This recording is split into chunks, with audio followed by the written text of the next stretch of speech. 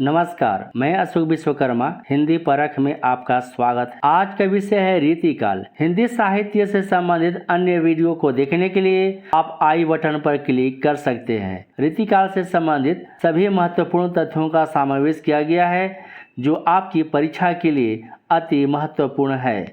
तो पहला बिंदु है, आचार्य रामचंद्र शुक्ल ने रीतिकाल का समय निर्धारण विक्रम संवत 1700 से 1900 तक किया है। उत्तर मध्यकाल को रीतिकाल कहा गया है। मध्यकाल को दो वर्गों में बांटा गया है, पूर्व मध्यकाल और उत्तर मध्यकाल। पूर्व मध्यकाल को भक्तिकाल कहा गया है और उत्तर मध्यकाल को रीतिकाल कहा गया है। रीतिकाल के अन्य नाम हैं। रीतिकाल का पहला नाम है अलंकृत काल, जिसे मिश्र बंधुओं ने नाम दिया है। रीतिकाल का दूसरा नाम है श्रृंगार काल, इसे विश्वनाथ प्रसाद मिश्र ने नाम दिया है। रीतिकाल को कला काल भी कहा गया है, जिसे रमाशंकर शुक्ल रसाल ने नाम दिया है। रीतिकाल का रीतिकाल नाम आचार्य रामचंद्र शुक्ल ने दिया है। रीतिकाल में जो रीति शब्द है उसका अर्थ है काव्य रचना पद्धति, यानी कविता लिखने की तरीके, शैली और काव्यांग निरूपण है। काव्यांग निरूपण का अर्थ यहाँ पर है रस, छंद, अलंकार से संबंधित है। इसके बाद जानते हैं रीतिकाल का वर्गीकरण। पहला है रीतिबद्ध, दूसरा रीतिमुक्त, तीसरा है रीति सिद्ध। रीतिबद्ध, इसमें वे कवि आते हैं जो रीति के बंधन में बंधे हुए हैं, अर्थात जिनके काव्य के विभिन्न अंगों, रस, छंद, अलंकार के साथ नायिका भेद आदि की रचना की। रीतिबद्ध के प्रमुख कवि हैं केशवदास, चिंतामणि, मतीराम, देव, भूषण, जसवंत सिंह, कुलपति मिश्र, प्रताप शाही, सुरती मिश्र, भिखारीदास, दुल्लह, गवाल, रसलीन, पद्माकर। ये रीतिकाल के प्रमुख कवि हुए। दूसरा भेद है रीतिकाल का, वह है रीति मुक्त। इसमें वे कवि आते हैं जो रीति के बंधन से पूर्णतः मुक्त हैं, अर्थात जिन्होंने काव्यांग निरूपण करने वाले ग्रंथों की रचना नहीं की। और जिन्होंने रचना की वे रीतिबद्ध कवि कहलाए, और जिन्होंने काव्यांग निरूपण, रस, छंद, अलंकार से संबंधित ग्रंथों की जो रचना नहीं की उसे रीति मुक्त कवि कहा गया है। रीति मुक्त कवियों ने प्रेम श्रृंगार के अतिरिक्त भक्ति, नीति और वीरता विषयों पर काव्य की रचना की। रीति मुक्त के प्रमुख कवि हैं घनानंद, बोधा, आलम, ठाकुर, द्विज देव। इसके बाद तीसरा है वह है रीति सिद्ध। इस वर्ग में वे कवि आते हैं जिन्होंने रीति ग्रंथ नहीं लिखे, लेकिन वे रीति में पारंगत थे। रीति सिद्ध के प्रमुख कवि हैं बिहारी लाल, सेनापति, रसनिधि, नृप, शंभु, कृष्ण कवि। कवि और काव्य रचनाएं। रीतिबद्ध काव्य। रीतिबद्ध काव्य के अंतर्गत पहला कवि है आचार्य केशवदास, जिन्होंने कवि प्रिया, रसिक प्रिया, छंदमाला, जहांगीर जसचंद्रिका की रचना की। आचार्य केशवदास से संबंधित विशेष तथ्य हैं। केशवदास को रामचंद्र शुक्ल ने समय विभाग की दृष्टि से भक्ति काल में स्थान दिया है। समय विभाग की दृष्टि से वे भक्ति काल के कवि हैं, लेकिन अपनी रचनाओं की प्रवृत्ति की दृष्टि से वे रीतिकाल के अंतर्गत आते हैं। केशवदास से ही हिंदी रीति की परंपरा की शुरुआत होती है।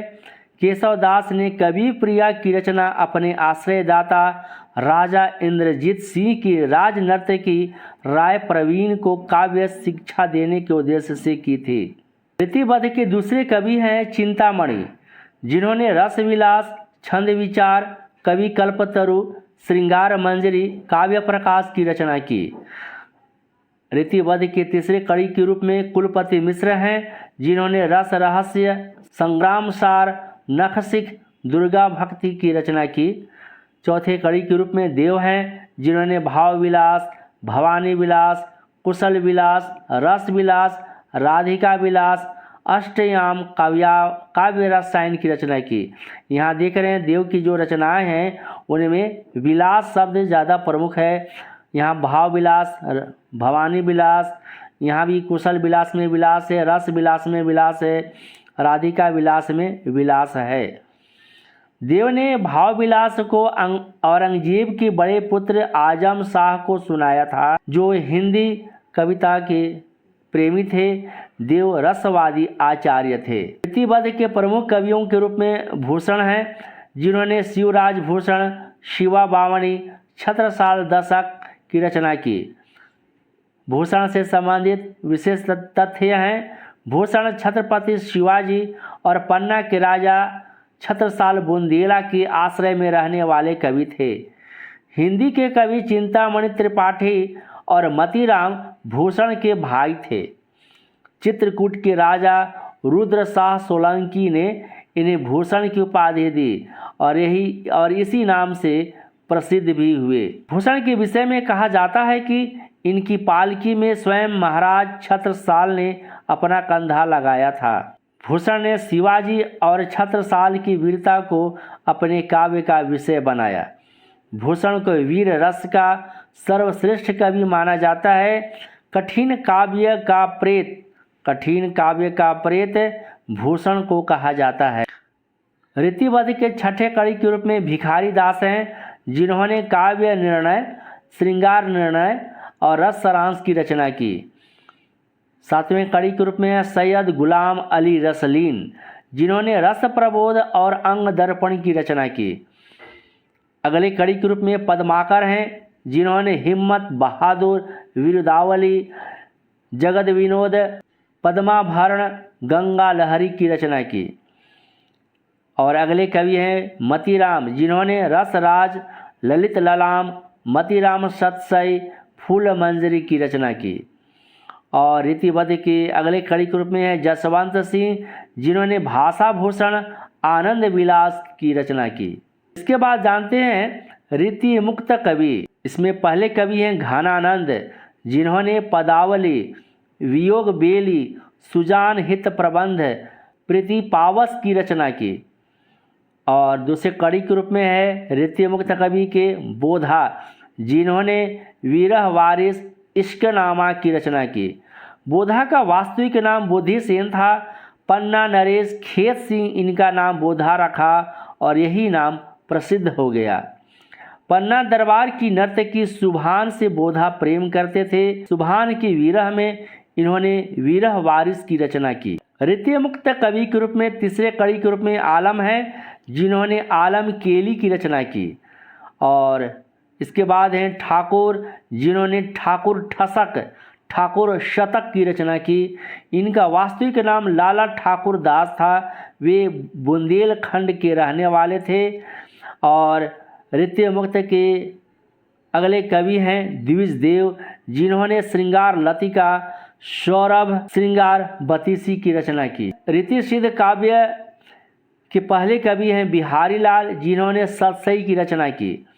बिहारी द्वारा रचित एकमात्र ग्रंथ है वह है सतसई। इसमें 713 दोहे हैं। बिहारी जयपुर के मिर्जा राजा जय सिंह के दरबारी कवि थे। बिहारी रीतिकाल के प्रतिनिधि कवि कहलाते हैं। रीति सिद्ध काव्य के दूसरे कड़ी के रूप में कवि हैं वह सेनापति हैं, जिन्होंने कविता रत्नाकर की रचना की। इसके बाद पृथ्वी सिंह रसनिधि, इनका उपनाम है रसनिधि, जिन्होंने रतन हजारा, रसनिधि सागर की रचना की। रीतिकाल के अन्य विशेष तथ्य हैं जो आपकी परीक्षा के लिए अति महत्वपूर्ण है। आचार्य शुक्ल ने रीतिकाल का प्रवर्तक चिंतामणि को माना है। रीतिकाल के कवि सेनापति प्रकृति चित्रण के लिए सुविख्यात हैं। इनके दोहे क्या हैं? रस की छोटी छोटी पिचकारियां हैं। आचार्य रामचंद्र शुक्ल का यह कथन बिहारी लाल के संदर्भ में है।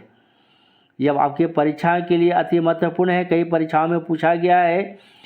बिहारी लाल के बारे में कहा गया है कि इनके दोहे क्या हैं? रस की छोटी छोटी पिचकारियां हैं, जिसे रामचंद्र शुक्ल ने कहा है। भाषा के लक्षक एवं व्यंजक बल की सीमा कहाँ तक है? इसकी पूरी परख इन्हीं को थी।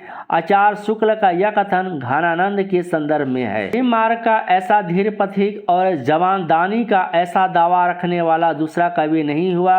आचार्य शुक्ल ने यह कथन घनानंद के लिए प्रयुक्त किया है। केशवदास को भाषा का मिल्टन कहना चाहिए। यह कथन मिश्र बंधु का है। केशवदास रचित रामचंद्रिका को छंदों का अजायब घर कहा गया है।